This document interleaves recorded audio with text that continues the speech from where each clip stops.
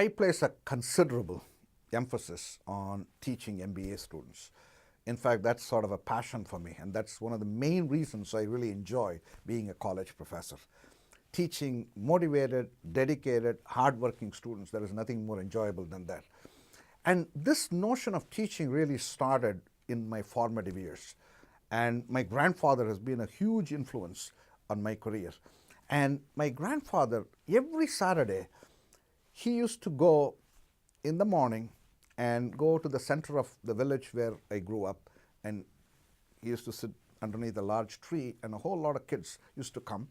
And from 6 o'clock in the morning till about noon, he will be teaching them various subjects. And obviously these kids were in different classes, so he will teach somebody 5th grade English and somebody 10th grade math. And so he spent that Saturday with all these children, and typically these are children from very, very poor families. And until my grandfather came home, none of us in our home could eat, because only after he came home and had lunch, only we could have lunch. So therefore it was a tremendous nuisance for us. Every Saturday when he used to leave and come back so late, I did not understand what he was doing until in my teens I began to see so many of people coming back to our home and thanking my grandfather for what he has done over the years. Many of them have become officers, teachers, doctors, and people who he was engaging in a learning process over decades. And what he was really doing, which is what has really impacted me the most, was he was lifting the aspiration of these folks. These come from very, very poor families.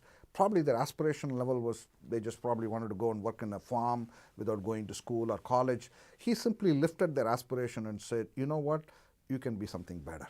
And in some sense, he saw the same potential in every human being. Because someone happens to be the son or daughter of a beggar doesn't mean the beggar doesn't have any aspiration for his or her kid. Everybody wants their kid to become a doctor or a lawyer or a teacher, but only privileged people get that because they have the access to resources, access to opportunities. And what my grandfather was essentially saying was, we need to lift the aspiration of the people and make it possible for them to shoot for the star. When I am a teacher, when I'm teaching, I don't teach accounting or I don't teach strategy. I'll try to see how I can lift the aspiration of the students who are sitting in front of me. They come back at the end of the course and say, you know what, I thought this was possible, now I think something else is possible. That gives me the greatest satisfaction. Or when they go 10 years later, they give me a call and say, Viji, you told me that idea that in class, I just made $100 million with that idea. I said, great. That's the kind of impact one wants to see.